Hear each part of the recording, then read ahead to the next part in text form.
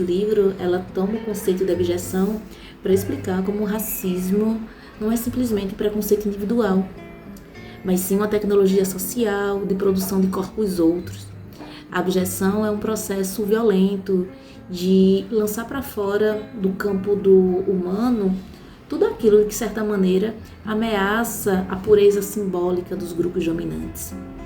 E o corpo negro, na formação social brasileira, né, ele foi constituído como abjeto por excelência, ou seja, aquilo que precisava ser negado, aquilo que precisava ser rejeitado, aquilo que precisava ser apagado. E pensando, né, nesse processo de apagamento que se perpetua em todos os espaços, inclusive nas academias, nas universidades, eu escolhi um trechinho do capítulo 5, né, Guerras Feministas, Limites das Categorias Gênero e Patriarcado, onde Berenice, na página 210, vai narrar uma cena que ela diz ser comum nas pós-graduações, mas que a gente encontra em todas as graduações ultimamente, das ciências sociais também, né? E diz assim: primeiro dia de aula em programa de pós-graduação. As professoras apresentam o programa do curso que teria como eixo temático as epistemologias feministas. Uma estudante levanta o braço e pergunta: por que não há nenhuma teórica negra no programa?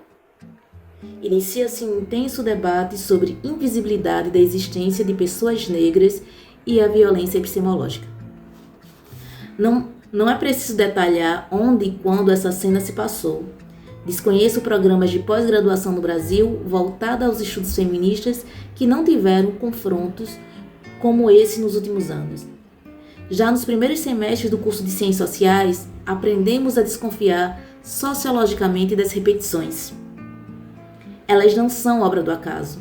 E aqui estamos diante de uma explicitação das intensas e constantes disputas sobre os objetivos e agendas teóricas e políticas dos feminismos. Em geral, essas cenas são protagonizadas por mestrandas ou doutorandas que, sem uma combinação prévia, passam a inquirir a universidade do porquê da reprodução sistemática do apagamento das existências negras e do pensamento negro. Boa leitura.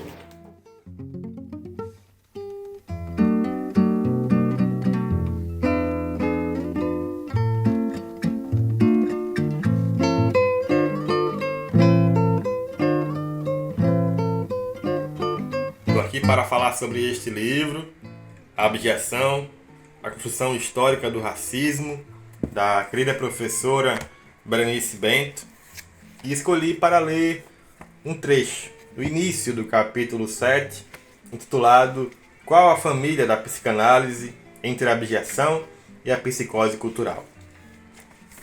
A paciente chega ao consultório do psicanalista, a sessão começa, ela diz que o racismo tem sido uma fonte de sofrimento em sua vida. O psicanalista a aconselha a procurar um psiquiatra. Ali não havia nada para ela porque o sofrimento relatado, na verdade, era um surto de perseguição. Não existe racismo no Brasil e a psicanálise nada poderia dizer sobre esse tipo de transtorno. A paciente é Isildinha Batista Nogueira, psicanalista negra, que recupera esse episódio em um evento. Quem estava em surto? Quem estava desconectado da realidade e produzindo fantasias? De um lado, um psicanalista que inscreve a sua fala no âmbito da democracia racial. Do outro, o sujeito concreto que apresenta os efeitos desse mito em sua subjetividade. O psicanalista está apartado da realidade, criou um mundo paralelo. De certa forma, é sobre mundos paralelos de que trata esse capítulo, com o objetivo de aproximar-se dos debates contemporâneos sobre psicanálise e racismo, respaldado em análise histórica, uma vez que o contemporâneo está circunscrito a um tempo histórico que o antecede e o guia. Boa leitura! Olá! No livro Abjeção à Construção Histórica do Racismo, a professora Berenice Bento parte da análise dos debates parlamentares em torno da Lei do Ventre Livre, em 1871, e nos mostra como que o racismo incidiu sobre a construção da própria ideia de gênero. Através de uma análise histórica bastante profunda, a autora nos traz elementos que se somam a uma discussão há muito introduzida pelo feminismo negro, que é a impossibilidade de se discutir gênero sem colocar na frente do debate a discussão racial. E como que isso incide sobre a própria forma como a história dos feminismos vem sendo contada, como a autora menciona aqui nesse trechinho da página 211, em que ela diz: não é mais possível seguir repetindo as classificações das lutas feministas pela metáfora das ondas. Uma outra história das resistências e lutas das mulheres negras vem sendo tecida. Fatos históricos, antes apresentados como demandas e vitórias das mulheres, são postos em suspensão com a pergunta: de que mulher se está falando? Em relatos feministas universalistas se lê: em 1879, mulheres conquistam o direito ao acesso às faculdades no Brasil. Quais mulheres?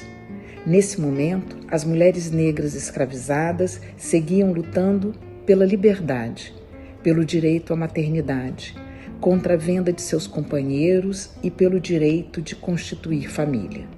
Em articulação com a esfera micro, estava em curso a luta pela abolição direta e imediata.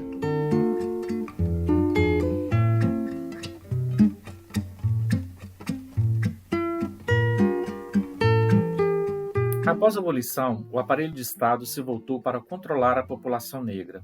A criminalização das danças, das músicas, da capoeira foi o mecanismo que deu continuidade à representação daqueles corpos como abjetos. O medo dos senhores e senhoras escravocratas, antes fragmentado, encontrou nos aparelhos estatais os instrumentos que unificaram as ações de repressão como grande produtora e gestora. O medo da presença negra segue como algo banal e pode ser notado na hora em que um segurança de supermercado acompanha os passos de uma mulher negra dentro do estabelecimento e exige que ela mostre sua bolsa, ou no movimento que uma pessoa faz de segurar a bolsa ou de mudar de calçada diante da aproximação de um jovem negro.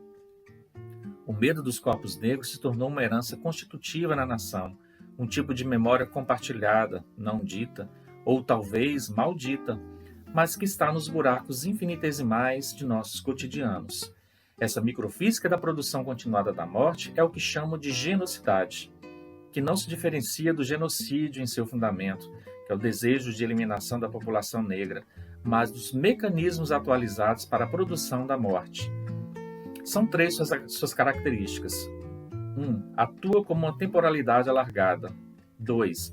Volta-se principalmente para as relações que se dão na esfera micro. 3. Combina múltiplas técnicas de produção continuada de sofrimento físico e psíquico.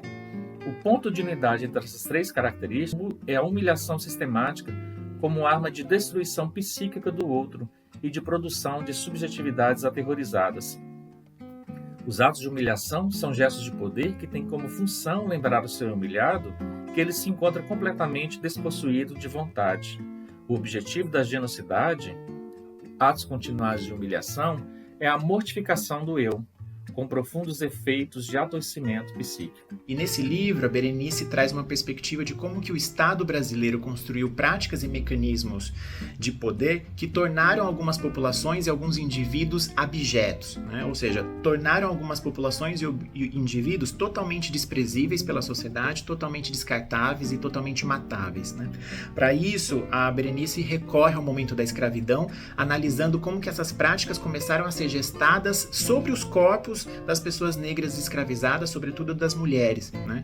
Recorrendo, por exemplo, à Lei do Ventre Livre, em 1871, em que os parlamentares no Congresso Nacional legislavam e debatiam sobre o útero das mulheres negras escravizadas, né? É uma discussão totalmente atual que ecoa com o Brasil contemporâneo, no sentido de que somos um país que ainda criminaliza o aborto, ou seja, temos um Congresso Nacional predominantemente masculino que legisla sobre o útero das mulheres, impedindo que as mulheres possam ter o direito de decidir sobre o seu próprio corpo, né?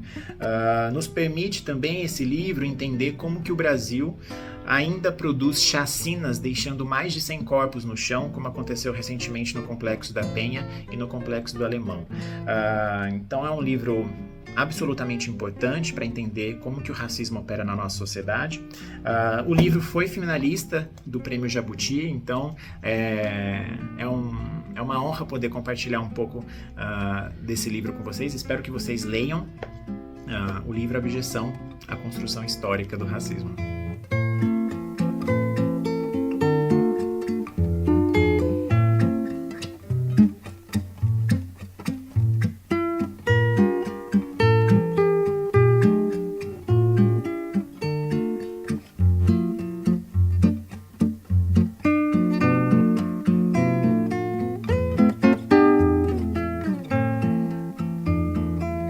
Thank you.